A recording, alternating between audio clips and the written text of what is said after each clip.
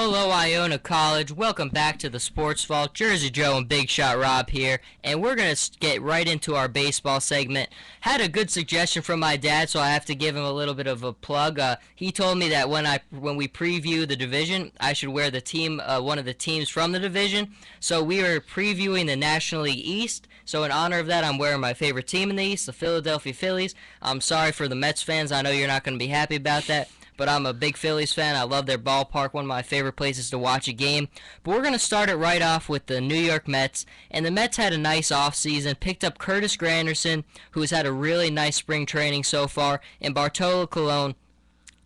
Before the whole steroid thing last year, Colon was pitching very well for the Athletics. So I don't know how that's going to work out for the Mets. I've never been a big Colon guy, but he had the results with the Athletics last year. The big thing for the Mets though is their thing capped off by no Matt Harvey. That's going to be really depressing to the Mets, I know. I mean, he's so fun to watch play. I really like Matt Harvey, but no Matt Harvey this year. The core for them though is David Wright, Murphy, Granderson are going to have to carry the offense. They really are. That's the core of the offense right there. They're really going to need to rely on them to generate so much of their offense. The thing that I'm really curious is Ike. He was horrible last year. We saw a little bit, and maybe it was because of injuries, but I don't know how Ike is going to bounce back. But he has the ability to. I mean, I've always thought Ike was a pretty nice player to have, but he was just miserable last year. I guess we'll really find out for sure if it was the injury last year. And the thing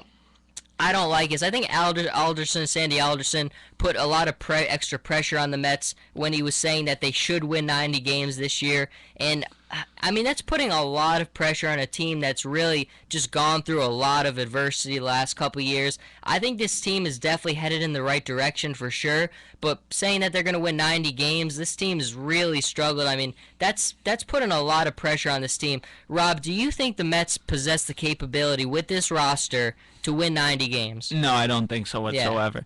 Yeah. Here's the thing that I look at with the Mets too. This is their weakest part. Their bullpen. That was all over this place this year in this offseason. First of all, they should never have let go of LaTroy Hawkins because he was their best reliever last year. And you know what? There comes a time now. You had 4 good free agent closers that were out there, and instead they chose to stay with Bobby Parnell. I don't like Bobby Parnell whatsoever. I don't think he's that great of a closer. He's always getting in trouble come the 9th inning. They should have went after somebody like Rodney or Belfour. But I'm a little bit scared with his bullpen. I like the addition of Curtis Granderson. He's not going to be what he was with the Yankees, hitting 30 homers a year. This is a pitcher's park. It's going to be tough to hit home runs there, yeah. Yeah, definitely. But Bartolo Colon, I have high expectations for him. I have him winning at least 15 games, I think, with this team. You think so? Yeah, I think so. With this ballpark, he's definitely going to be great. The only thing I'm concerned also is Ike Davis. He has to really bounce back. You know, he did say the oblique injury, but he really has to bounce back to what he once was, where he had 32 homers and 90 RBIs the year before. And Chris Young really has to help rejuvenate his career this year. You know, last year really numbers completely dropped in Oakland. I really liked him when he was in Arizona, but he really has to show that he's a great major league player this year. He really does. Like, those are really good points, Rob. I think Harvey is another thing that makes it even harder. I mean, I think if you have Harvey and if they bring up Noah Syndergaard and he turns out to be what they think he is, then maybe you're talking about a team that maybe can win 90 games. But without Matt Harvey, I mean, that just really puts you at a disadvantage. It's really going to be hard for the Mets to do that, but I like the direction they're going in. Curtis Granderson, I think he's going to have a really nice year. The next team we're going with is the Phillies, the team I'm wearing right now. And the Phillies are just it's a weird team right now. I mean, they added A.J. Burnett and Marlon Byrd. Burnett, I was hoping he would stay with Pittsburgh. Same thing with Byrd. They were really big pieces to that team last year. But I don't know what the GM for the Phillies, Ruben Amaro, is really trying to put together here. I feel like he thinks this roster still has the capability to contend, but I just don't see. I mean, Cole Hamels is banged up. It seems like he's out for the season to start. The pitching core of Hamels, Lee, and Burnett, I mean, it's good. Hamels is still pitching very well. Lee's getting up there in age, but he's still pitching well. And Burnett, you don't know what you're going to get out of him. The core of the offense is Jimmy Rollins, been there forever. Chase Utley, been there forever. Ryan Howard, a veteran there. Marlon Byrd and Dominic Brown. Now, Brown and Byrd are kind of nice players. They're not going to carry your offense. But the big 3 guys on that team who you're going to depend to generate a lot of offense on. They're old players. They've struggled with injuries, and I just don't know what you're going to get out of them. Ryan Howard, since he got hurt, he's been miserable. He really has.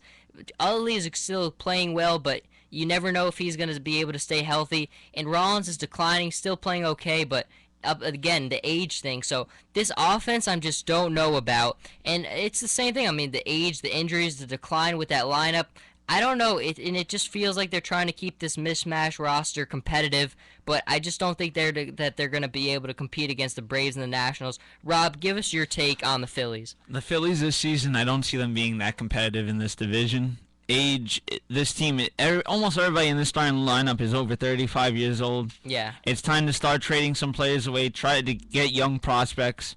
Because, in the end of the day, Ryan Howard, you're at 100% right, Joe. Ever since he got that injury in the playoffs, he has not been the Ryan Howard we always saw, who was hitting 30 homers a year.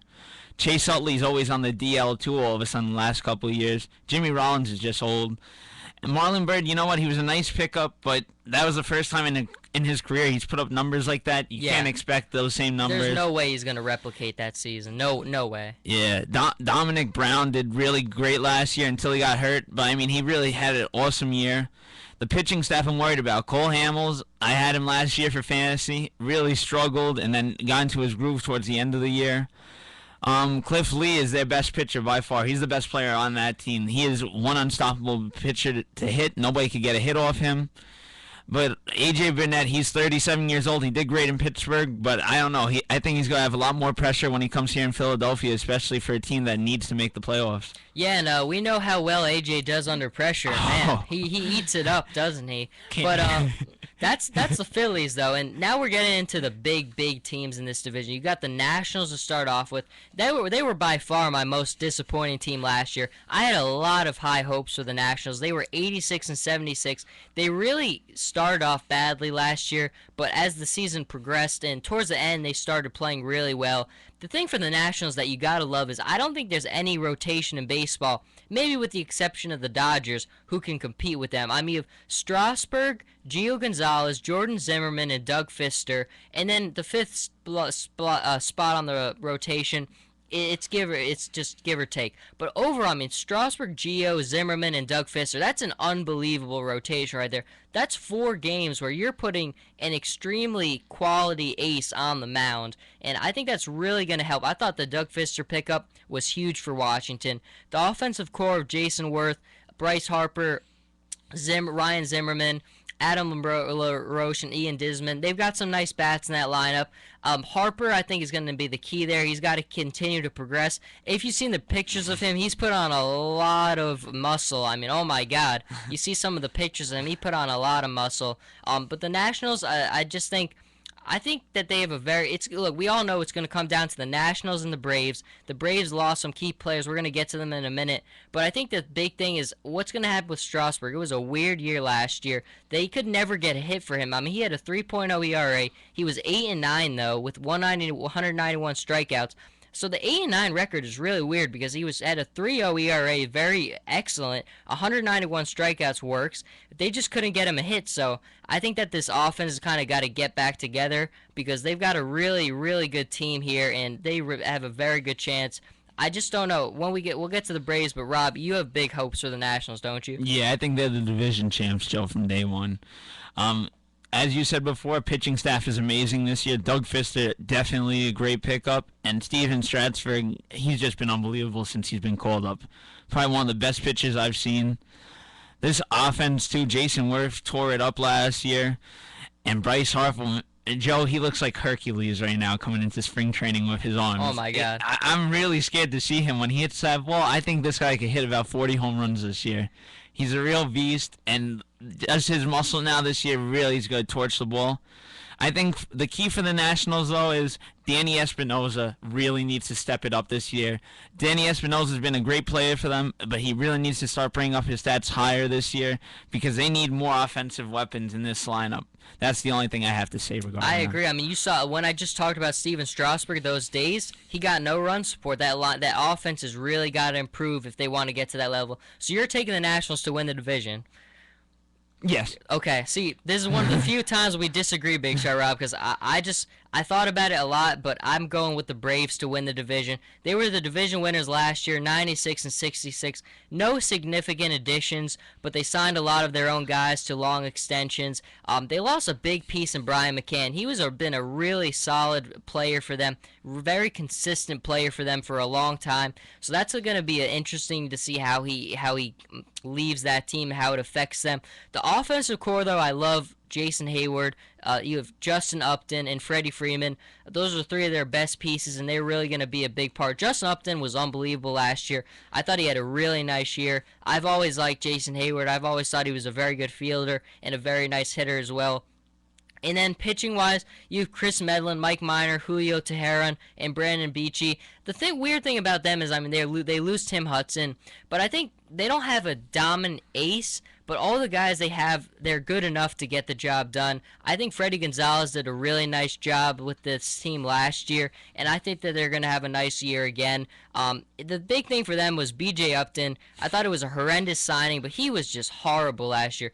Hit 184, 9 home runs, 26 RBIs, and a 268 on-base percentage. That's just flat-out embarrassing for the contract that he signed there. His brother was unbelievable, but BJ's really got to step it up for this team, because if they have hopes of winning the division again, he's going to really need to pick it up for the Brian McCann being out of that lineup.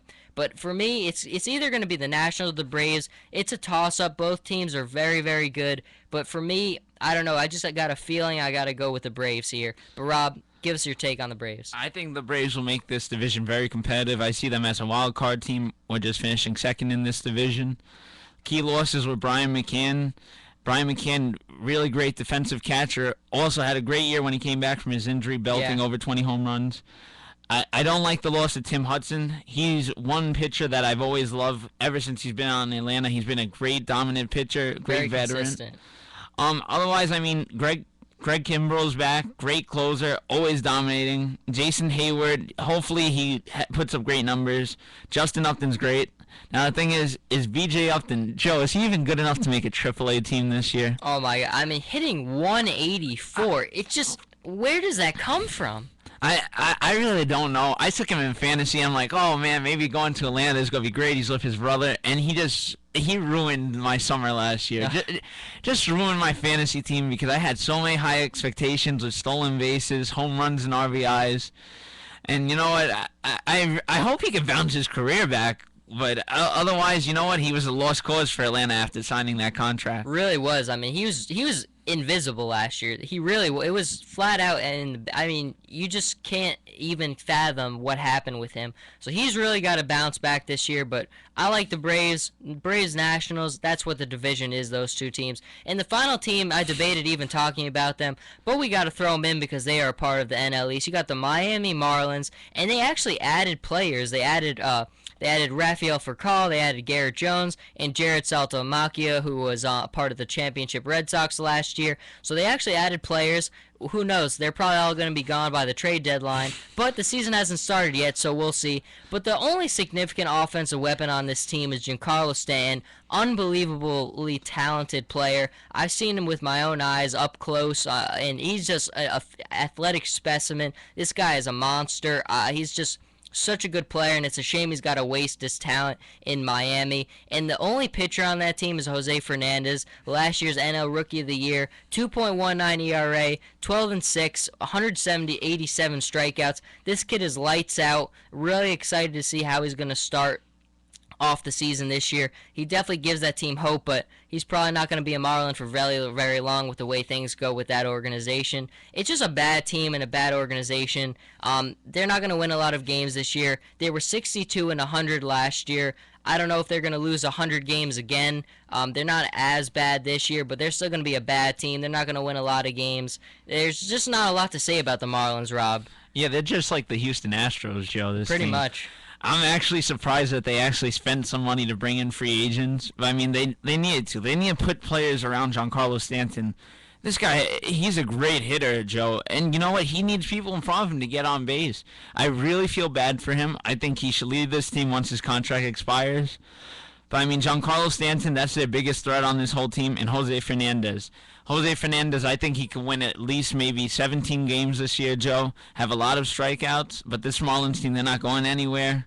They have to continue to get young prospects. I agree with you. That's the only way that this organization is going to get better. I just don't know if they have the organizational structure to do that, but we'll see with the Marlins. And now moving on to, everybody's been waiting for the fantasy baseball sleeper segment to come back. Me and Big Shot Rob, we love fantasy baseball. One of our favorite fantasy type games to play. We had a lot of good ones last year, so I will start it off. My first fantasy baseball sleeper for the year is Alan Craig. He was one of mine last year also, but he's gotten a little bit more attention since last year, but people are still sleeping on this guy. Alan Craig, unbelievably talented player for the Cardinals. I think he was a big reason why they lost the series to the Red Sox. Him being out of that lineup was detrimental to them. With runners in scoring position, this guy is just as clutch as they come. Last year he had a .315 batting average, 13 home runs, 97 RBIs. He's just so unbelievably talented. When that team needs a hit, he's their guy. Alan Craig, don't overlook him. People are going to. Don't make the same mistake. The next one is Jed Lowry, the shortstop for the Oakland Athletics. Very nice year last year, .290 batting average, 15 home runs, 75 RBIs, and a .344 on-base percentage. I was very surprised with the production I got out of Jed Lowry last year. He's a nice, serviceable player. He's going to give you a lot. He's got games where he's going to hit 5 for 5, 4 for 4. He might go through a tough stretch, but overall he's a very nice player to have. I would definitely look for him in the later rounds. He's just not a name that really sticks out at you. There's really no player other than Yoenis Cespedes on the Athletics who really stands out at you. I think Larry's going to be a nice steal for somebody in their draft. And the last one I have is Hisashi Iwakuma for the Seattle Mariners. Now, he was very good last year. 2.66 ERA, 14-6 overall, 185 strikeouts. The problem here is he may be hurt to start the season, but I think that if you get when people see his name, it's just really not going to light up anything. I mean, when you think Mariners pitching, you think Felix Hernandez and nobody else really. This guy is going to fly under the radar. I think towards the later rounds, you need a nice pitcher. Iwakuma is going to be a nice steal you'll be able to get. I think he's going to have another nice season, unless the injury gets worse, but it doesn't seem too severe. But I think Iwakuma, I would definitely keep my eye on him. Rob, give me your list. All right, I have two fantasy sleepers, Joe, for this week. Number one, Coco Chris. Now, in my draft, every year Coco Chris is a late-round draft pick. And last year I picked him up in free agency. And you know what? The guy just went on a hot streak come the end of last year. Finished with 22 home runs, 66 RBIs, and 21 stolen bases at 33 years old. You know what? Ever since he's come to Oakland, Joe, he's been a tremendous hitter. It seems he always gets a hit almost every game. And you know what? He's a great base runner. He'll get you runs in games. My other person is Tim Hudson. Now, after Tim Hudson went down with that injury last year, everybody's like, oh, maybe his career might be over. I'm sorry. With now in this Giants rotation that he's in, he is going to dominate there. So he is my fantasy sleeper. I feel with that Giants rotation, he's going to win a lot of games and once be what he once was. Good picks right there. The final note for the fantasy baseball segment I want to say is Matt Kemp. Matt Kemp, I mean, I've been looking at all the boards. He's significantly fallen on a lot of boards. I think he may be there's going to be a lot of people who are going to be willing to take a risk on him. The injury thing, it's just everything time you go and you read something new, it seems like he's got a new injury resurfacing or he's got another setback. So I don't know what to expect out of Matt Kemp. But I think the fact that he's falling on a lot of boards is going to be good for people. You just have to decide if you want to take the risk on him. It's one of those things where it's going to be a very, very high... It could be a high reward, but I don't know about the risk because depending on what league you are, that's going to depend where his value is. But I think he's fallen on a lot of boards, and I would take a risk on Matt Kemp because the talent is just too much to take a pass on him. I would take him, but Matt Kemp, I don't know. We'll keep it posted as the season gets closer, but overall, Matt Kemp, it's very surprising to see how much he's fallen on a lot of boards. Rob, would you take a chance on Matt Kemp?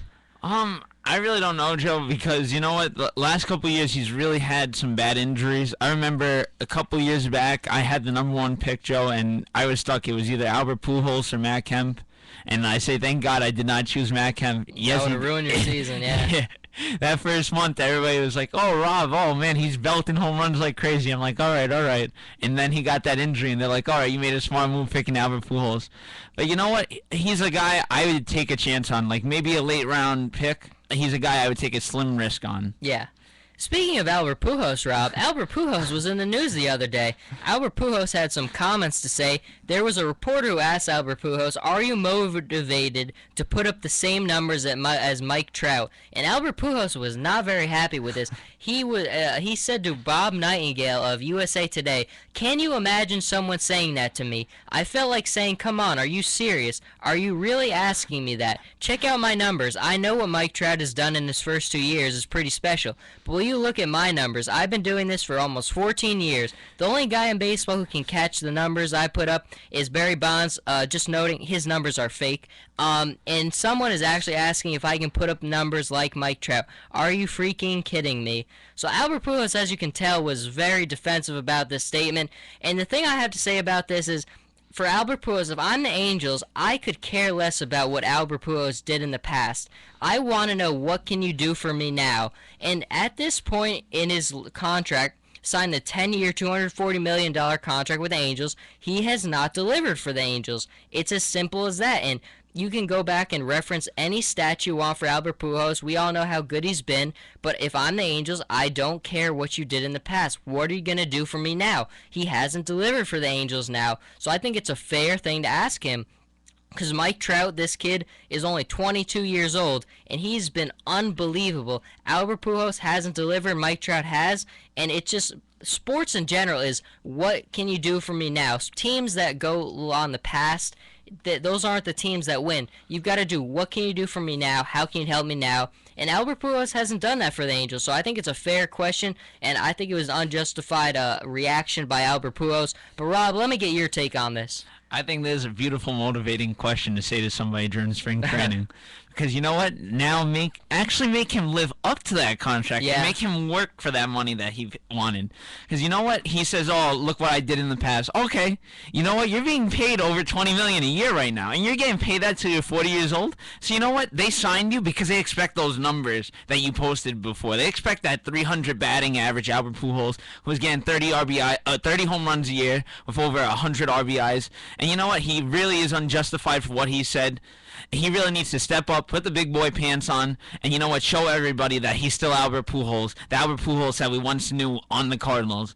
But I mean, with this Angels organization, I feel it's a huge jinx. I feel if you go to this organization, your career just ends. I mean, look at him now and Josh Hamilton. Yeah. But Albert Pujols, it's time to put the big boy pants on. Absolutely. I mean, Albert, nobody cares what you did with with the Cardinals. Everybody wants to know what you're doing now, and that's the sum of that. That's going to do it, though, for our fantasy and just baseball segment. We're going to be talking a lot more baseball, have a lot more fantasy sleepers to give you guys. So that was a lot of fun, and when we come back, we're talking a lot of football. So stay with us, and we will be right back.